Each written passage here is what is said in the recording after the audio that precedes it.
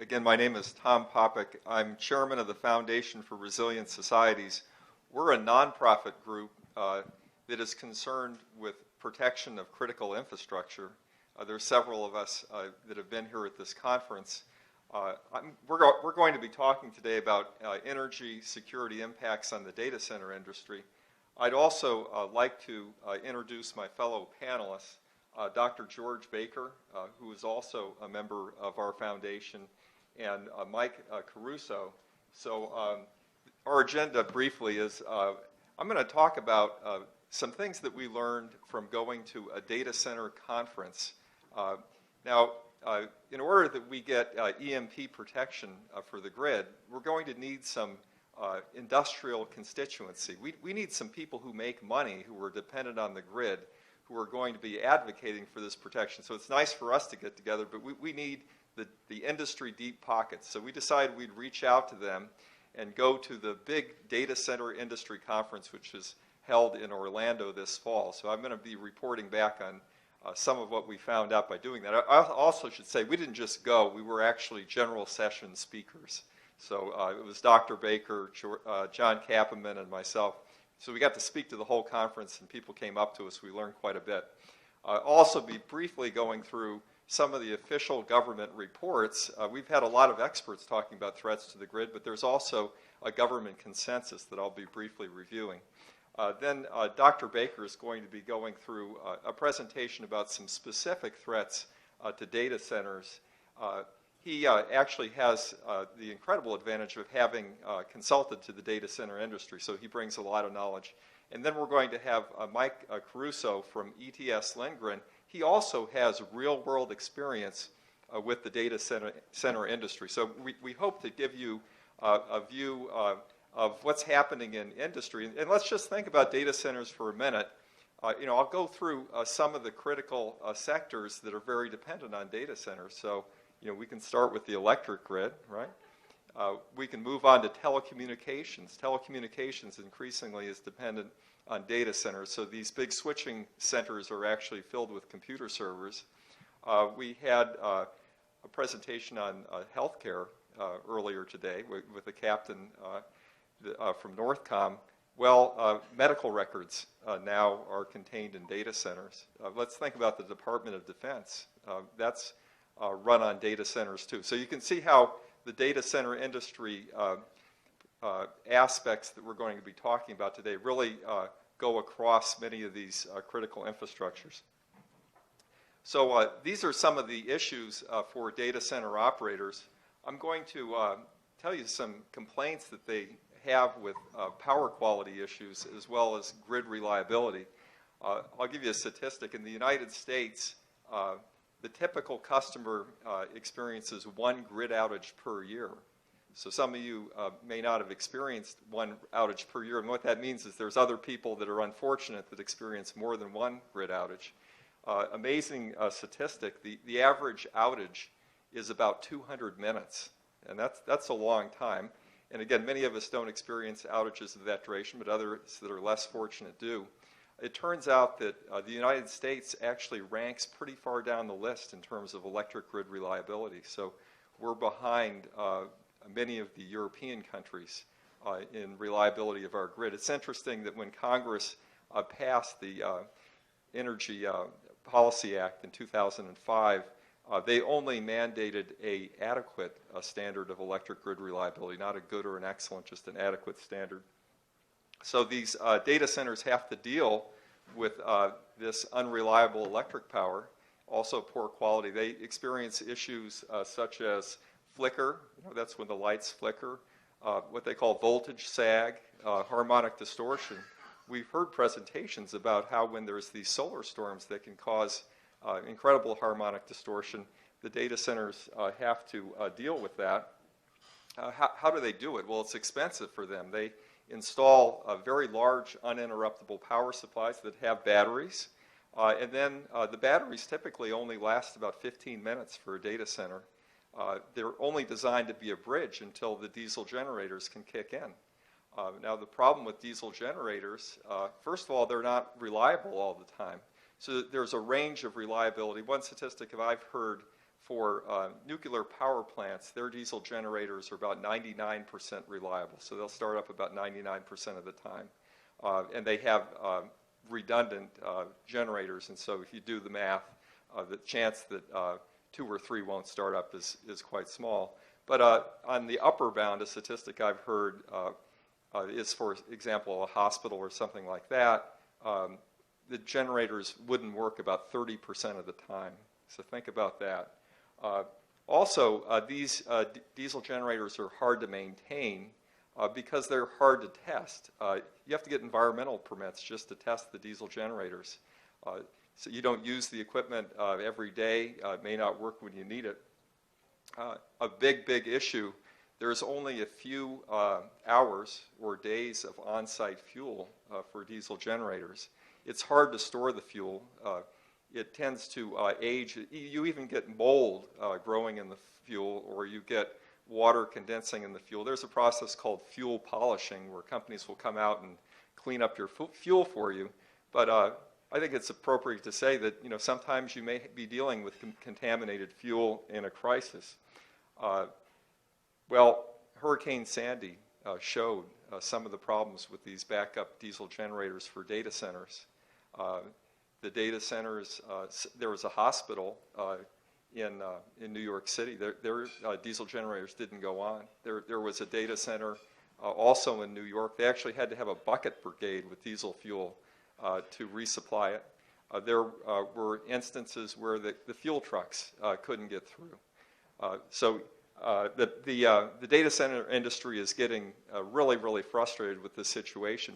Many of them don't have backup sites that are far afield that would be outside the outage area. A lot of times the backup sites are within, say, an hour's drive, about 60 miles or so. That would be within the same control area.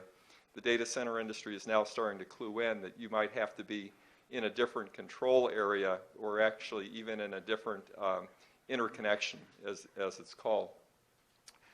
What is the data center industry doing? Well, they've tried to complain to their utilities for decades now and haven't made a lot of progress.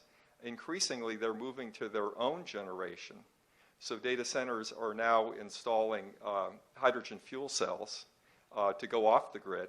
These hydrogen fuel cells operate through natural gas. It turns out the natural gas system is more reliable than the electric grid in many cases.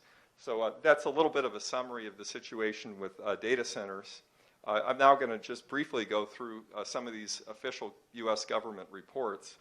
Well, let's start out with the U.S. Department of Energy and the North American Electric Reliability Corporation. They came out with a report, High Impact, Low Frequency Event Risk to the North American Bulk Power System. These high impact, low frequency events, we've been talking about those all day. So even the people who are supposedly protect the reliability of the grid recognized the threat. They've backed off a little bit, I think, on some of the conclusions in this report. Then we have the National Academy of Sciences National Research Council. They produced a report in 2007. It was interesting, Department of Homeland Security, when the report was finished, classified it. The authors of the report were very persistent, and in 2012 they succeeded in getting most of the report declassified. So now we can read it. We know the title, Terrorism and the Electric Power Delivery System. It's interesting. What it essentially says is if there was a physical attack on the bulk power system, we could be without power for days, weeks, months, even years. The U.S. Government Accountability Office has done some excellent work on the threat of cyber attack. The U.S. House of Representatives realizes that there's a problem with how electric grid reliability is regulated. I'll read a couple of the conclusions from this report because I think they're particularly pertinent. Most utilities have not taken concrete steps to reduce the vulnerability of the grid to geomagnetic storms, and most utilities do not own spare transformers. Isn't that interesting? Oh, and if you look up a little bit, You can see more than a dozen utilities reported daily, constant, or frequent attempted cyber attacks. There's a report from the Department of Energy that talks about the difficulty of replacing transformers that have been damaged in a physical attack, and also talks about how these transformers, for the most part, are not manufactured here in the United States. The vast majority are manufactured overseas. Here is a picture that shows the difficulty of replacing these large transformers. They can weigh up to 400 tons. They require special railway cars or special trucks. You see here that the overhead power lines sometimes have to be moved. It can take weeks to get one of these transformers transported to a location and replaced. And think about what would happen if an area was without power during that time. Oak Ridge National Laboratory has produced a number of excellent reports on geomagnetic storms, on nuclear EMP. I should say all these reports are publicly available. They're on the internet. Anybody can read them. This one, authored by John Kappeman, Geomagnetic Storms and Their Impacts on the U.S. Power Grid.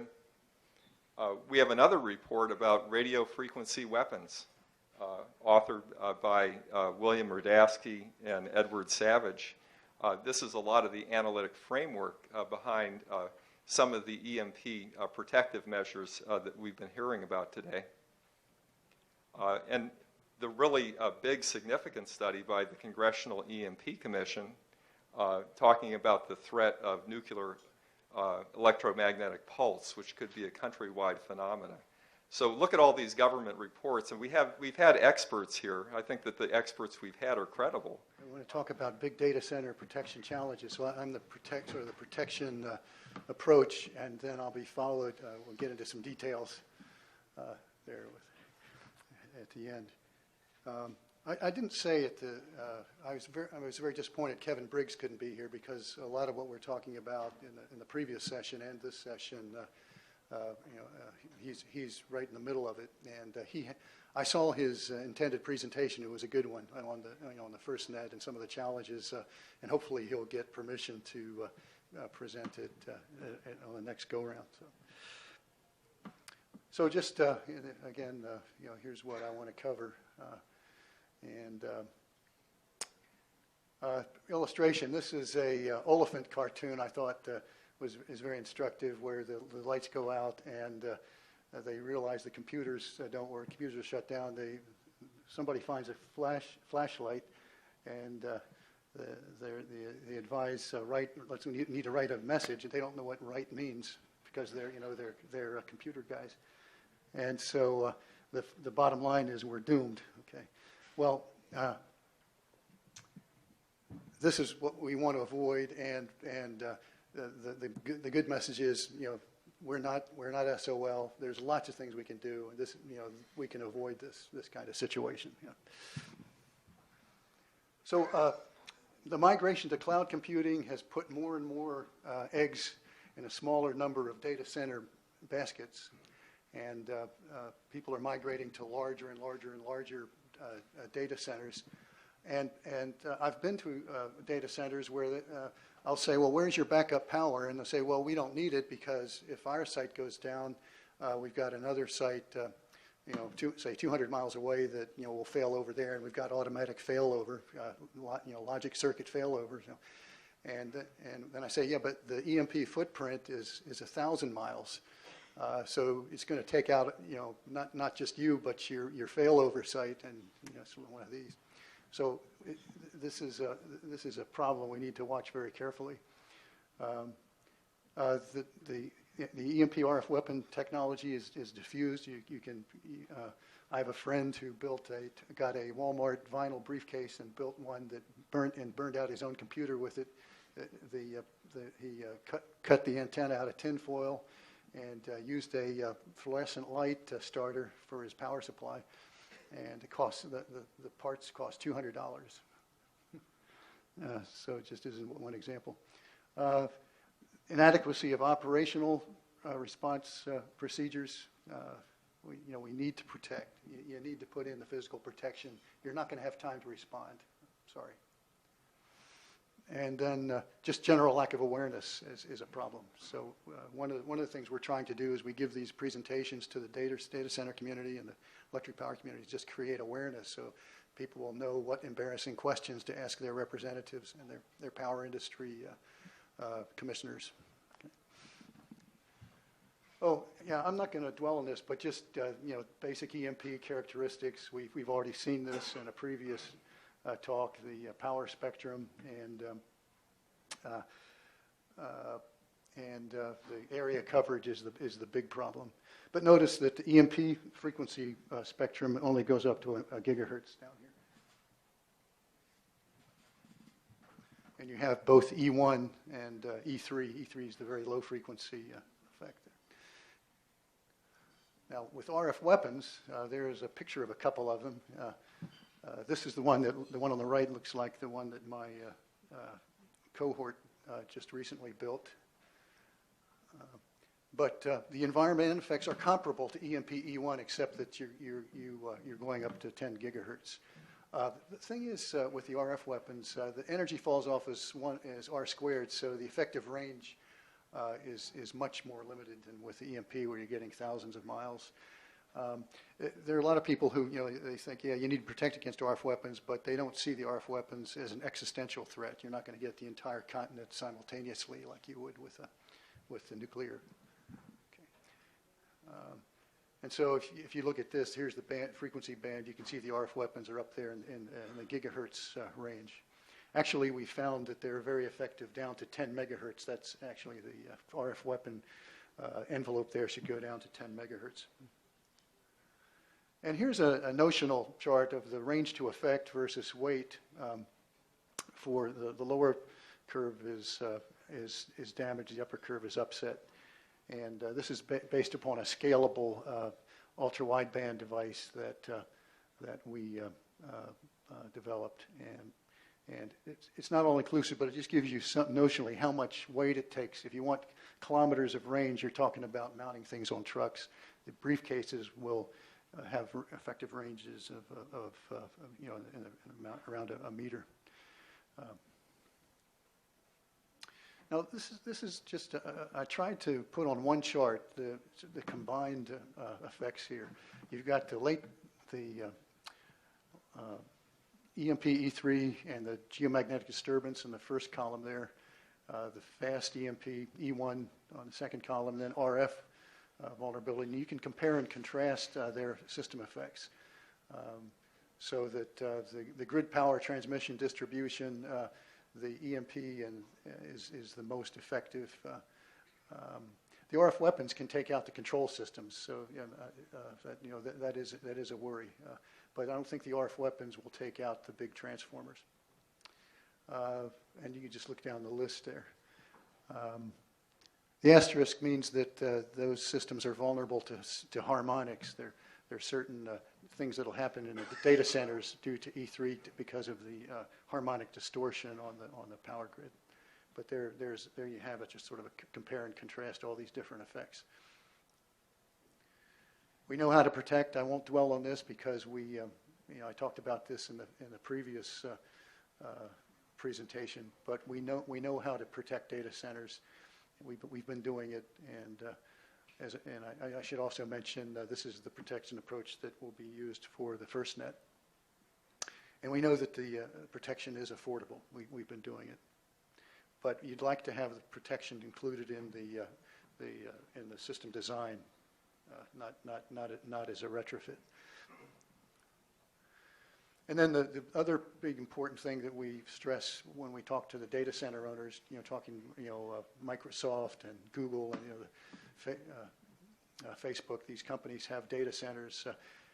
You need to really disperse your backup failover sites, if possible, on different continents. And in many cases, they actually have their failover sites over on the Pacific Rim, so that's good. But if you have all your failover sites in the continental United States, you could be in a world of hurt. Okay. And I'll stop there. going to continue to go for a few minutes, even though we're like over time. So if you could do it about 5 minutes roughly. I know it's a little tighter than what you expected, but it's okay because we'll take some out of my time after Andrea. We won't take time out of her slot, but we'll just start a few minutes late. Go ahead. Okay, I'll go quickly here anyway. I'm Mike Caruso. I'm with ETS Lindgren. We are a company that deals primarily in the passive control of RF energy. We've been around for about 50 years. I've been in the business about 31 years, and as Dr. Baker had talked about earlier, for DOD, for the past 30 years, I've been involved in protecting military and government sites from HEMP. What we've noticed lately over the past 2 years is a very high increase in data centers looking to do EMP protection. And we found that to be very interesting. So talk a little bit about it. The data centers are opting for the global protection, as Dr. Baker was talking about in his last presentation. And yeah, wrong way. No, going the wrong way. Sorry about that.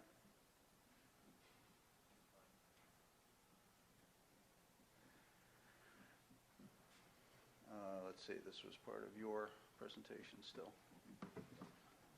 Okay, there we go. Talking about data centers, this is something that's very interesting, and these are standards that are put out by the Uptime Institute, people that are heavily involved in data center evaluation and maintenance.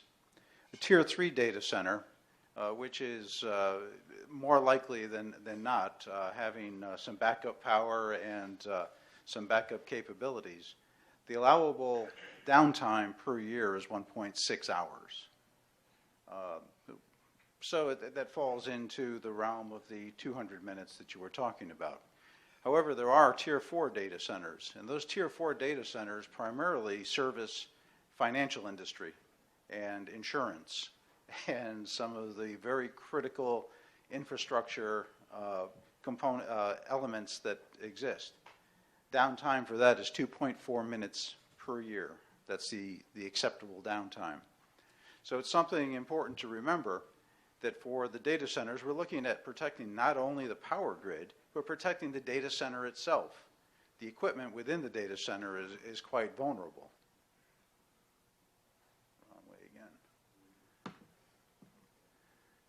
This is yet another example of a truck-mounted device. Tens of thousands of volts per meter that it can produce. Put the cover on the truck and drive it around and turn off the lights. So the data centers are not only aware of the EMP threat, but they're keenly aware of the IEMI threat, the intentional electromagnetic interference threat. And the IEMI is the term that the IEEE has adopted to talk about the high power electromagnetic interference that would be created by a weapon, an RF weapon type device. This is kind of a sobering slide because it tells you the vulnerability of the standard equipment. Standard IT equipment, according to global harmonized standards for electromagnetic compatibility, only gets tested to 10 volts per meter. After that, it's vulnerable. And we're talking about thousands and tens of thousands of volts per meter in an EMP event or an IEMI attack from a truck-borne device. But even a suitcase-mounted device can exceed the 10 volts per meter. So if someone were to enter a data center or get close to proximity to your equipment at 10 volts per meter, it could interrupt it, probably not destroy it with a suitcase device. But going down the list, medical equipment we talked about before, 10 volts per meter. Telephone network equipment, 10 volts per meter. Aircraft cockpit controls, 7,200 volts per meter. We far exceed that with EMP. Automobiles, they're a little bit more stringent, but they're 100 volts per meter. That's tops on them. And for military equipment, we go to mil standard 461, 464. 200 volts per meter is the outside testing that happens on military equipment if it's not EMP hardened. This is just a depiction of a data center being protected. And looking at the data center, when I'm talking to data center people, I'm talking to them about two modes of protection. This I'm talking about survival mode. In this, in this mode, we just would go ahead and put a shielded enclosure in place. All the points of entry would be protected. The communications would be fiber optics. All of the precautions would be taken, but there would be no backup systems.